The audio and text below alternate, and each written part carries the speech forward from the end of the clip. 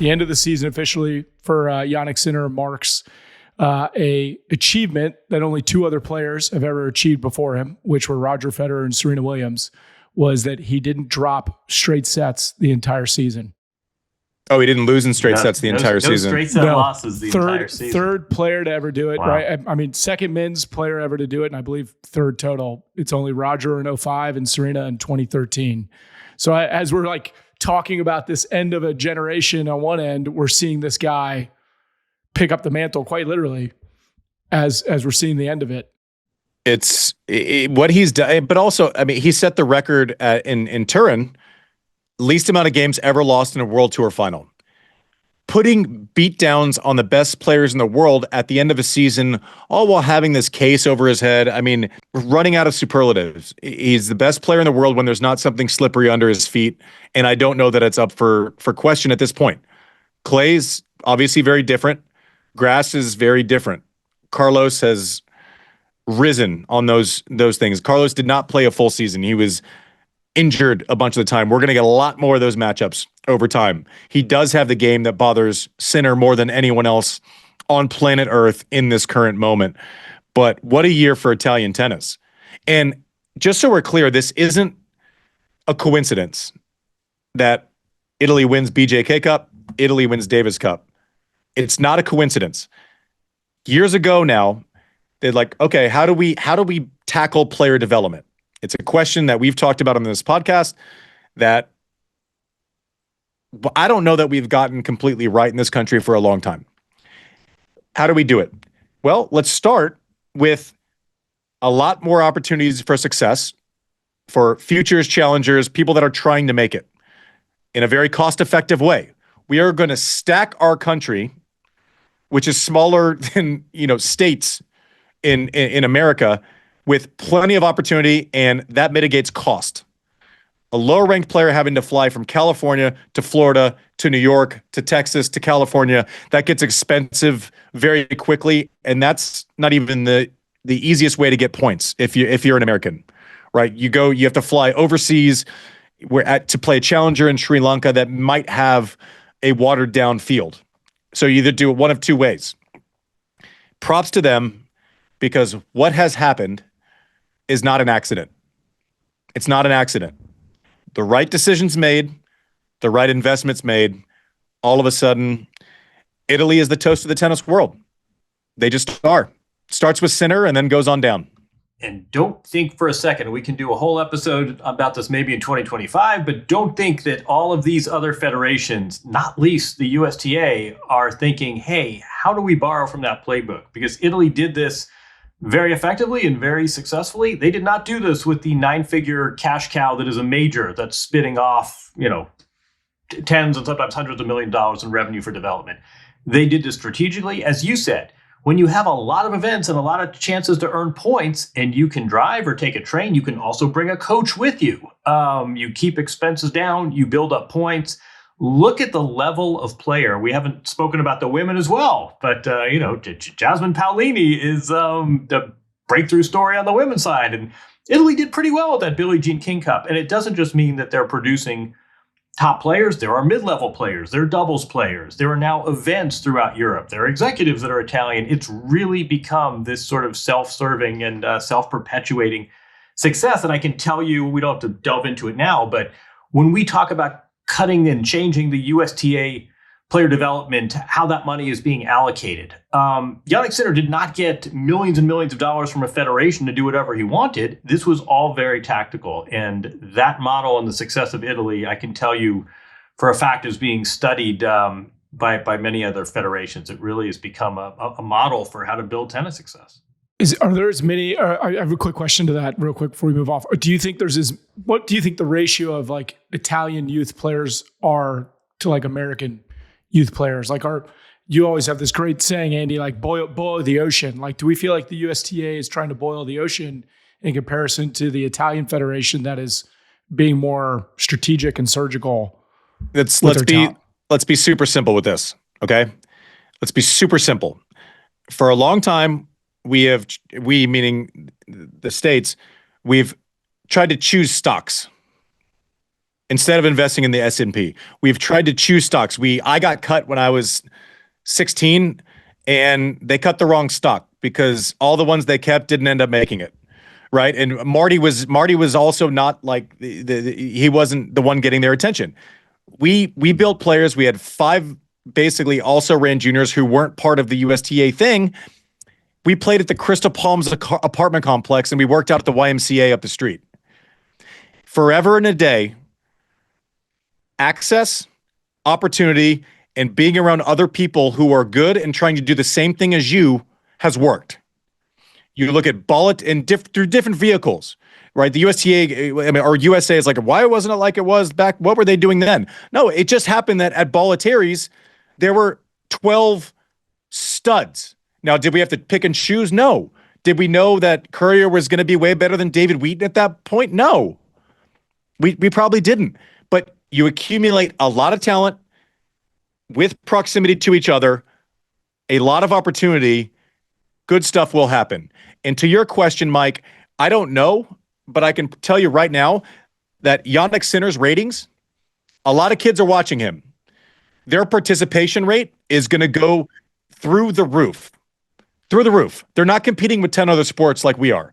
It's like soccer, tennis. That's what's mainstream. Yeah, he's a rock star. You were saying that last week. It perpetuates. Exactly. It perpetuates. I mean, I think Andy's right. I mean, I think, index funds are not necessarily sexy. They tend to have a pretty good rate of return. But I think the other thing is that you have a player like Jannik Sinner. And I would even say in Paolini, and you have this density, and you Berrettini and Musetti, and you have this crop.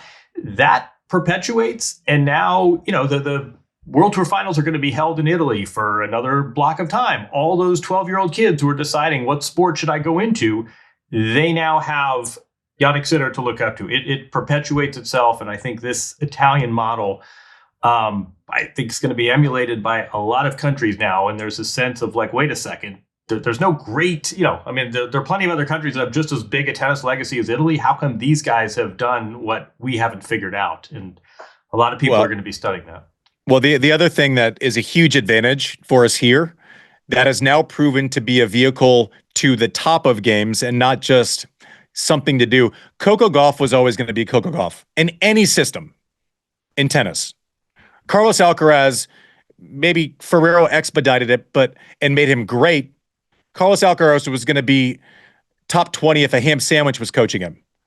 But now Ferrero has expedited the process and made him already a living legend at 21 years old, right? So Ferrero's value add can't be measured, right? But we're not talking about those types of talents. Now, what we've seen, a big change, give me the common ground with Ben Shelton, Emma Navarro, Danielle Collins. What's the cheat code there, and what are the similarities with what I was discussing before?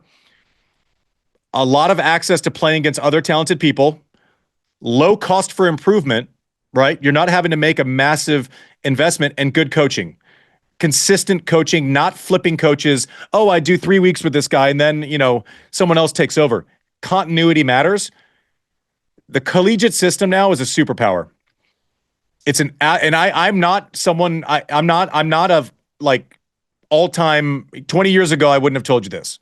Shit changes. Right. But the fact that, especially with NIL and the ability to actually earn money to get better, it's a superpower, and the infrastructure is in place.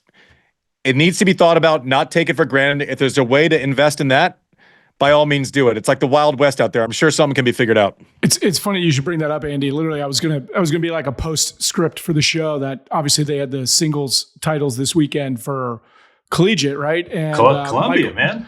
Yeah, Michael Zhang from Columbia brought home an NCAA men's singles title, becoming the first Ivy Leaguer since 1922 to bring home a men's title. Look at Wertheim. I know, he's so stoked. Wertheim's going. Let you get to your stab, but Wertheim's going. Smart people being athletic. Yeah. See, first Columbia athletes, man. First Columbia title since 1906, right? But then I think I'm trying to find the date. I would have thought it was longer. I would have thought it was longer. It was the first football. Leather helmets. it was the first like American final showdown in like a decade. Yeah. Right. It was the first time two American men were facing off for the singles title in a decade. And I think that says something, right? But yeah, congratulations to Michael Zhang. Also, Dasha Vidamanova from Georgia. She took home the singles and doubles. This Mike, yeah. like you're now the guy that scrolls collegiate tennis scores. Look at you. Bro, Look at you. I like it's a big weekend for tennis, I don't want to look at you. Listen, let's simplify. Talent, somebody who's as talented as you beating the shit out of you a couple times a week, continuity in coaching, opportunity, and you have to be able to improve without it being stressful. If you can somehow find a way to make those things easier on players, a lot of talent will flow out. Right. And I was at dinner. We'll close the show up. I went to dinner the other day once I got off set with Courier and Steve Weissman. And this kind of came up, and Courier has signed up for the, to kind of have a voice in the room with Play Develop as a bunch of a murderous row of brain power in tennis, which is a great step. But I'm going, okay. We've talked about this before. You have Carson. What are your assets? You have Carson on one coast. You have Orlando on the other coast. I don't know why we feel the need to have to switch locations to provide an opportunity for someone to acquire points. Why do we have to travel every week? Why does it? I understand it's not the U.S. Open. It's not Cincy. You're not selling a product to a local. Like no one goes and watches futures except for the diehards. And you might actually get people that, if they know where it is consistently, might go down and watch for 3 or 4 days, might actually make it a destination. And by the way, play while they're down there. I don't know why let me finish. I don't know why. And Curry was like, listen, it's pretty simple. You can't really play in Florida in the summer. Like everyone is just ridiculous. You have Carson summer, U.S. Open finishes. Why not have a massive run of futures and challengers in the same place, where actual players can set up shop? And the answer, I guess the counter has been, well, then other players would just move there. Great, let's beat them, and let's let the Americans use the facilities to train. Also, everyone else has to go figure out their own thing. But there's a distinct advantage with those two assets, and I hope they take advantage of them. You don't need people to like. You're going to have more people train there if they're going to play there also. Simply, that's it. I don't know. What were you going to say, Mike? That was going to be my question. It's like, why not move to a more central spot, right? Like, why not move to a more central location like North Carolina or something like that? Well, because the weather, you have to have weather year round. You have to have weather year round. But to your point, right? Like, just put it in a place and then say, this is where we're going to be for 6 months, and then we'll be over here for 6 months. Yeah. Like, retirees do it. Like, why can't active tennis players do it? Well, and they talk about like, with sponsorship, it's expensive to put on events. Well, it's more expensive not to have players. Yeah. Simply, like a local, you would find someone who came in and would sponsor the entire series, as opposed to having to like negotiate with a local car wash every week in Missouri. So I don't know. I'm sure I'd love to hear the reasons why it's not that easy. I'm wide open. I don't have all the answers. It just seems like you have these massive assets. You have a blueprint for success created by Italy. And why are we not just taking their IP? There's no such thing as a patent on how to make tennis players. Let's take it. Let's use it all. Let's do it. So the talent yeah. And props to listen, we're in a better place on men's and women's side than we've been since, like, obviously Serena's an outlier, but you take away, like, just on a consistency basis, top 100, top 200, a lot of progress made in the last 10 years. So this isn't a beat up everyone situation, but listen, I'll be in the ground when I stop thinking about how we can maximize U.S. tennis. That's when I'll stop thinking about it. So listen, props to Italy. This is your day. Mad respect, because this is an overnight success that has been years in the making. And I hope you're enjoying your moment. Also, we need to say it, because we obviously Sinner is the thing that is stuck in our heads. Matteo Berrettini going 3-0 after being on the sidelines last year. Guy. Yeah, exactly. He was a supporter last year. Didn't get to play. To come back and win pretty convincingly in grinded out a match, dominated Van de Zandschulp in the final today. Is a great fast court player. We also forget he's won Queens, which is really tough. made a final of Wimbledon, and one of the years when he was probably, up there, top 3 or 4 favorites, had to fade because he got COVID. Couldn't play. I hope for big things for him next year. He is a phenomenal fast court player. And we didn't learn anything new about him this week, but it was great to see him have this moment after some struggles the last couple of years. JW, what'd I miss? Jasmine Paolini, that's what we missed. No, this is a dual gendered breakthrough country. Let's not forget that. And Jasmine Paolini and the Italian women did themselves proud in Spain as well. This is really sort of a success story of tennis. I'm just wondering, going back to Sinner, thought exercise. The year is 2040. Does Sinner coach Alcaraz or does Alcaraz coach Sinner?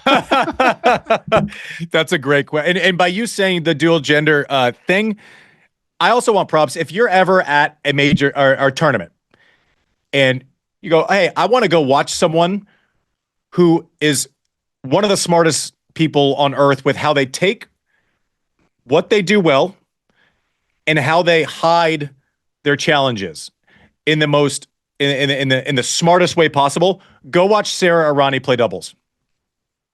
She is not the fastest, can't hit it as big as 95% of Earth. She's no longer 5 in the world in singles. She is chopping fools largely just because she never makes a bad decision.